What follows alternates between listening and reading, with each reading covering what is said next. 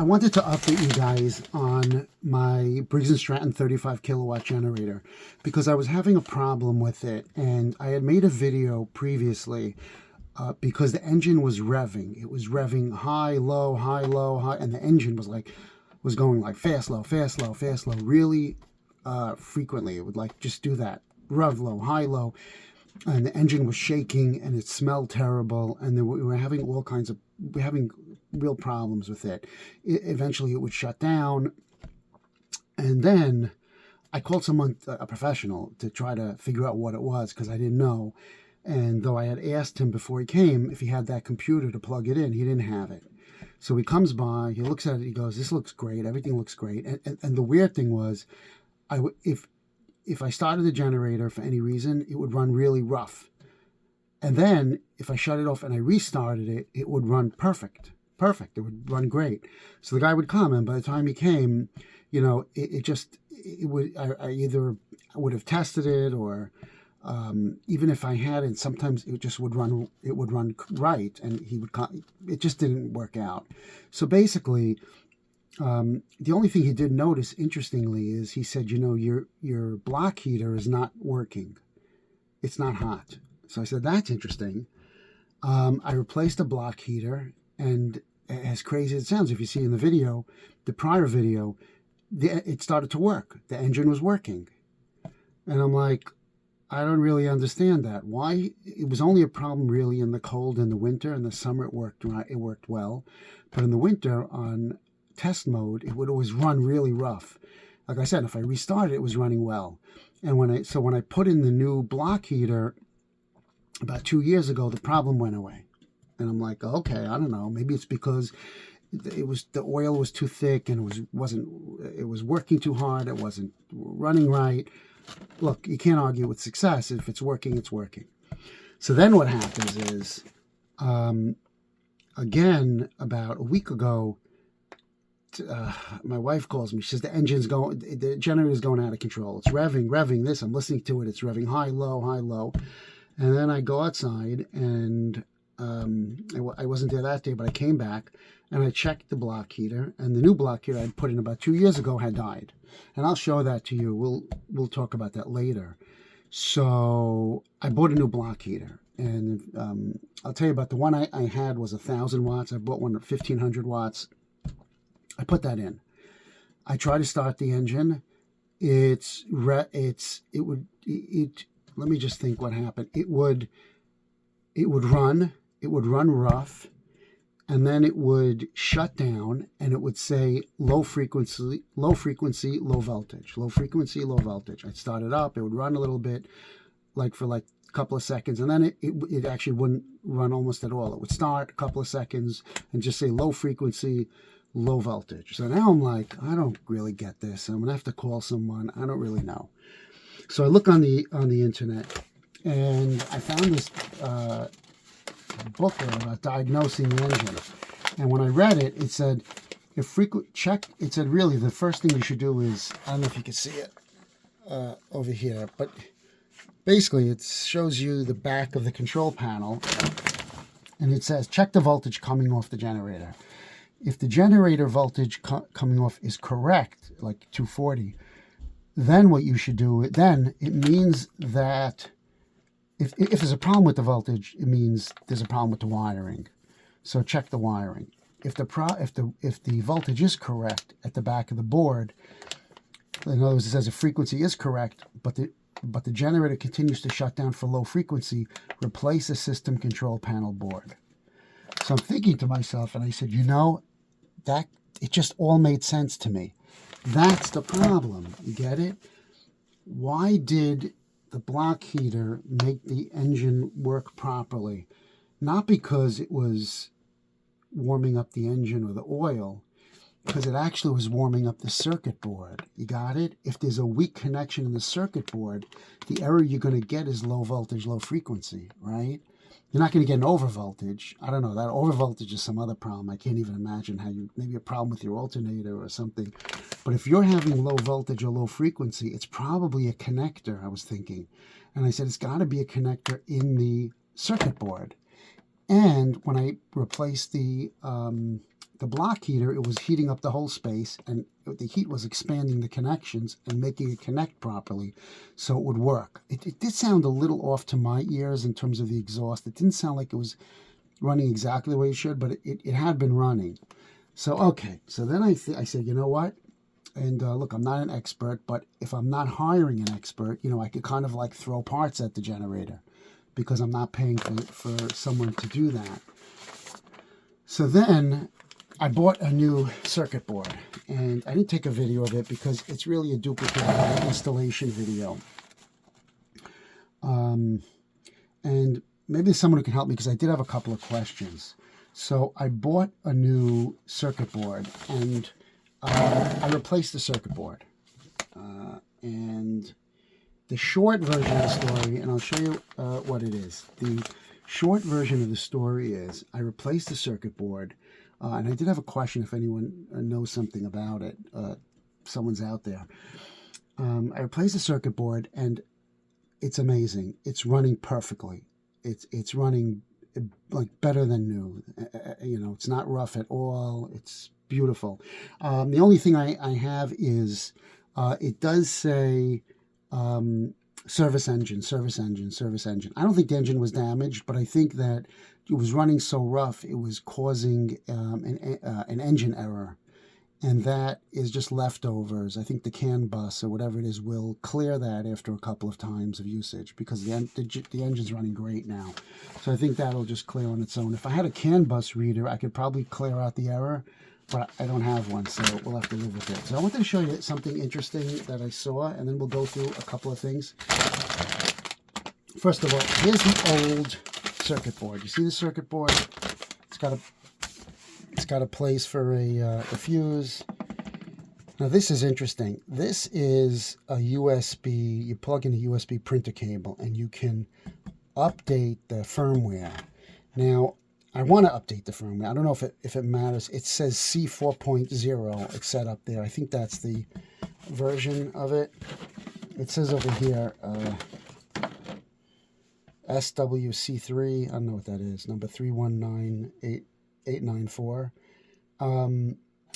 So I don't know. But the point is, you can update the firmware, but Briggs doesn't give you the firmware. It's online, but you have to be an installer or an educator or something. I mean, I don't know. I applied, but I don't know if they're going to let me have access to that website where you can download the firmware and update it.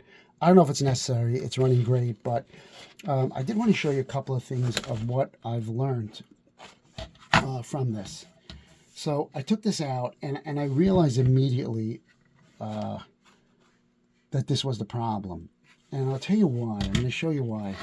Basically, there's a couple of connectors here that you have to change. I think there was one here, not this one. There was one here. This block was here. And there was something strange over, I think it was over here. This looked like a capacitor. There's like a capacitor sticking out. I took it, the new board did not come with it. I don't know why they can't give you a new capacitor. It's kind of stupid. But in any event, I took it off this board and I put it, and I plugged it in the new board. Whatever capacitor that does, maybe it's memory, I have no idea. If I could get a new one, I would have replaced it. I just don't know what part number that is or whatnot. Maybe someone knows something about it.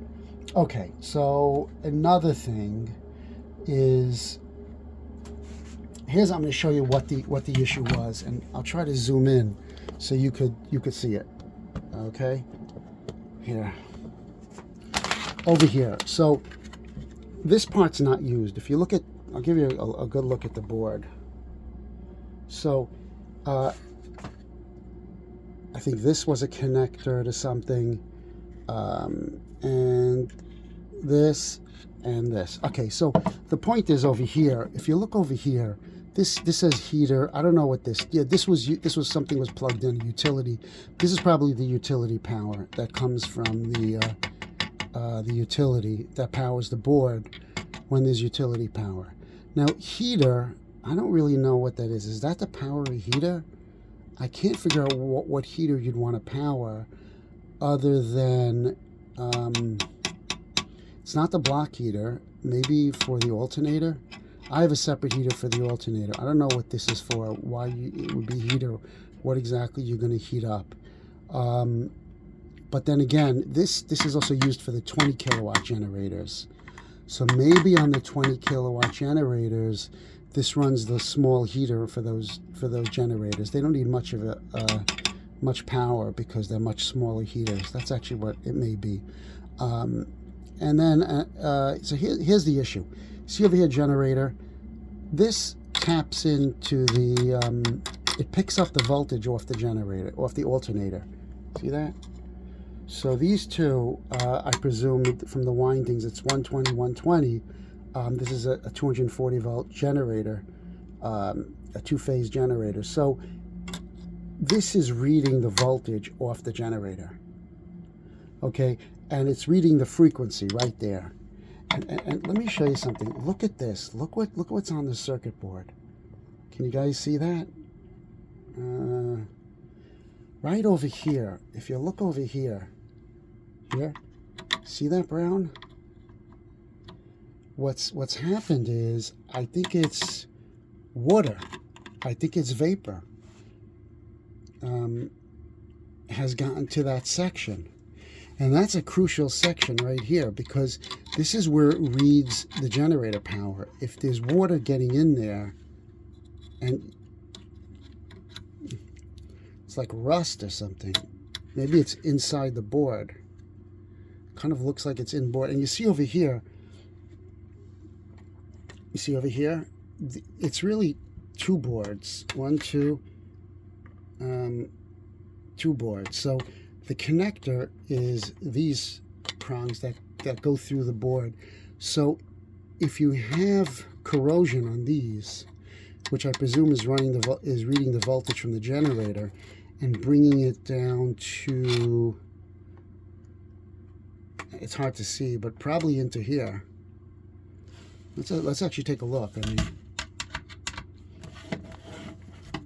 I never thought about it. But if you have corrosion there, it's not reading the voltage coming off the alternator. So it's going to think the frequency is lower than what it is. So if you have an intermittent connection there, it's going to keep revving up the engine because it's going to think it's not making the 60 hertz. So it's going to keep fueling that engine even though it is making the 60 hertz. And then it's going to read it. It's going to say, it's going to try to pull it. When it does read it, it's going to say, wait a minute, you're up to 65 hertz. Let's lower it. And then that's where you get that revving. So this is the key. This board is really the key. Really, on these generators, you have the transfer switch, which this communicates with. This really does everything in your generator. And that's why I wanted you to see it. Because if you have a problem, it's this board, which is the first thing you should be replacing. Okay, so these are the switches. If I could give it 12 volts, I would play with it, but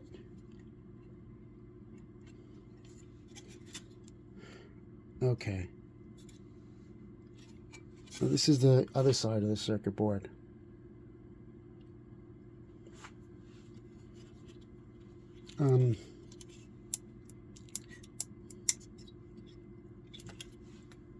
So the point is, yeah, just so you can see that. That's the corrosion there. So the way the generator works is you have the engine, which does have its own computer in terms of, and look, there's more corrosion on this side over here. Right there. See that? I'll get some more light. I don't know if you can see that better, but you see the corrosion there? Corrosion. And it's on the ends. It's on the edges of the circuit board, which may mean that I think just on humid days, it's getting wet.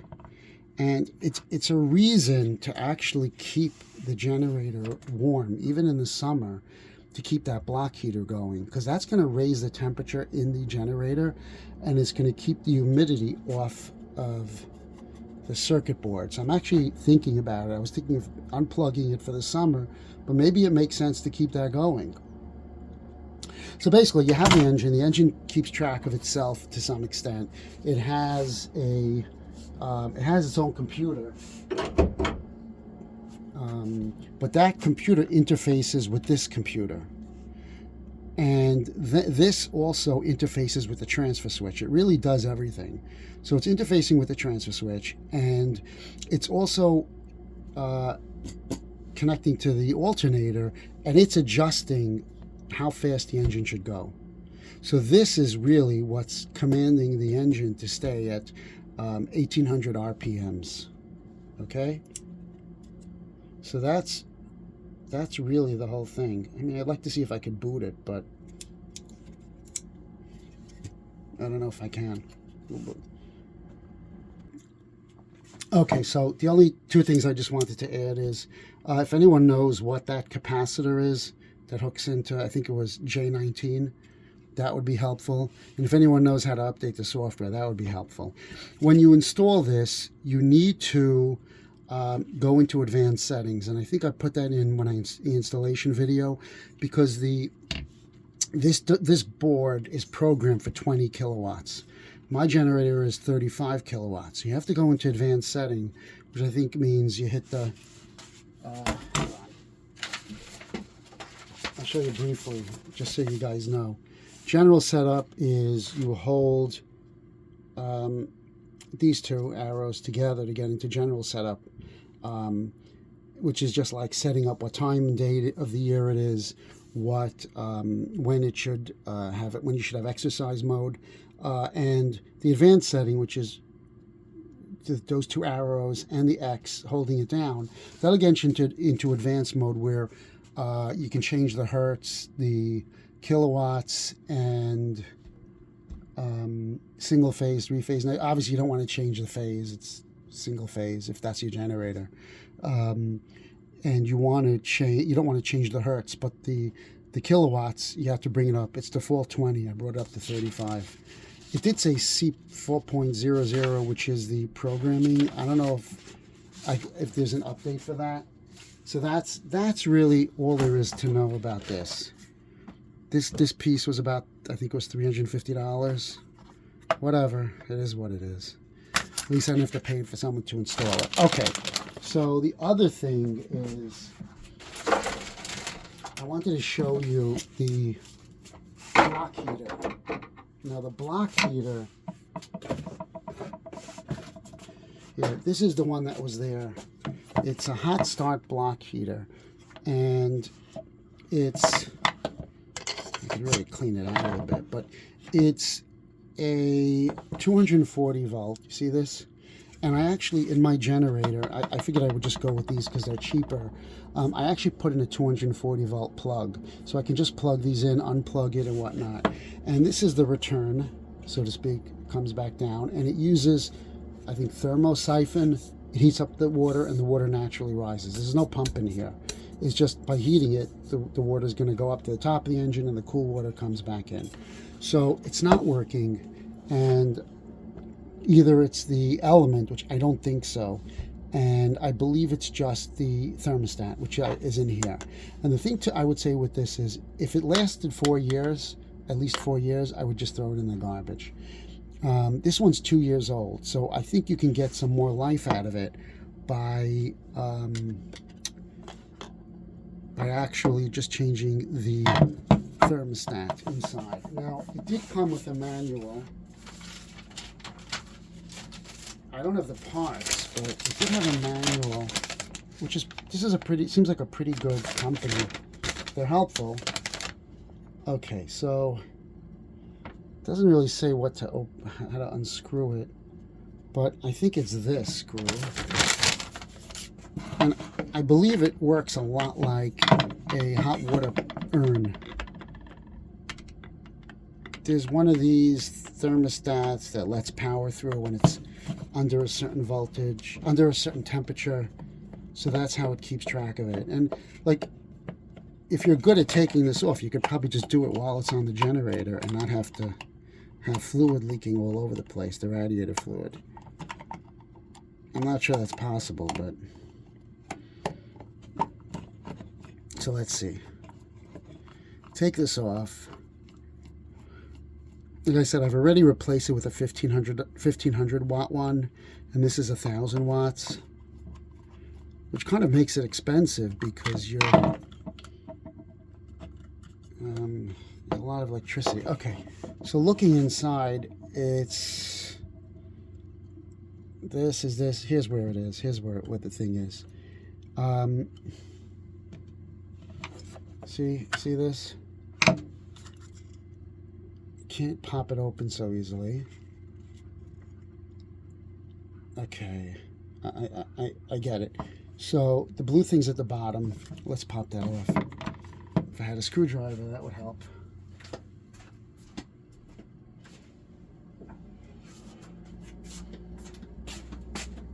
Okay. So let's pop that off. That's on the left. See here on the bottom. Top is another one.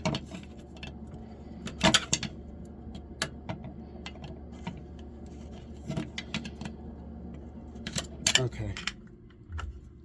I don't know if it matters, but okay. So we've got it off, and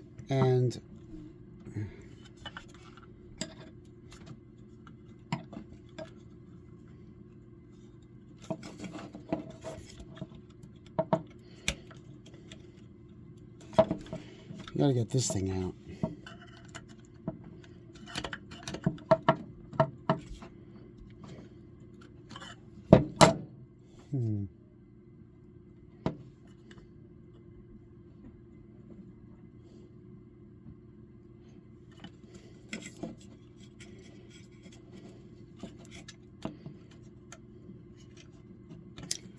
The pliers. Okay, so I wrestled this out with the pliers, and it was wet in there. And it could be because it had the hose had been dripping, and maybe that's what broke it. I can't tell you, but I thought we would test it. At least the numbers are on here, tell you what it is, but it should go on if it's under 100 degrees Fahrenheit. So we should have continuity if it's working.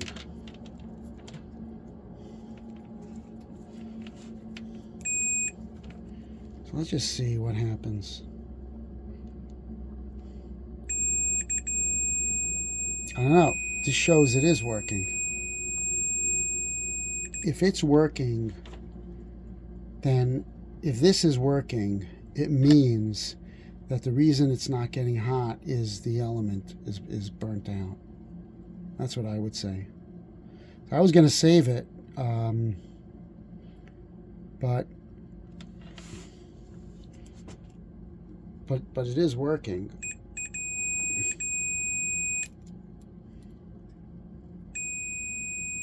Yeah, it is working. I thought this is what was broken. I thought that it wasn't giving it power, but I was wrong. Apparently, it is giving it power, and it must be that the element is broken. So there's no thermostat on here on the wire. Some have that, so I think it's really going to go in the garbage. This is the TPS. The only part I'm going to save actually is this, because it's probably the same for the 1500 one that I got. Okay, so it's good to know.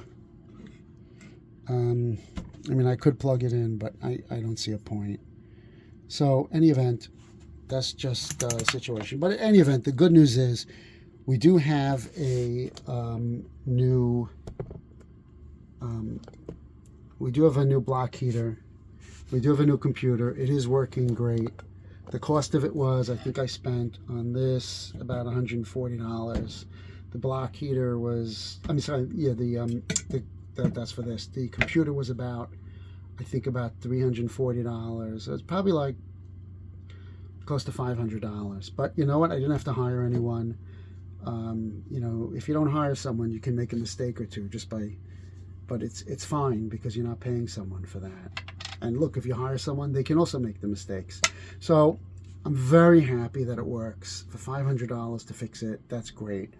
I think the only question I have is if anyone knows or has the software and is willing to email it to me, just post online that you have it, you could download it, and you could email it to me. I think there's an installer on the laptop and the actual firmware. If you have those files, that would be great.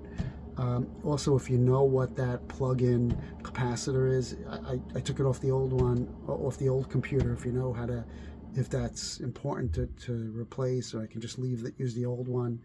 That's really it. I wanted to thank you guys, and I wanted to explain to you so that if you guys have a problem with these generators, you know what it is. It's that computer, okay? Thanks so much. Thanks for joining me. I appreciate you guys, and I hope if you have these problems, I hope you'll be able to fix it. Take care, guys.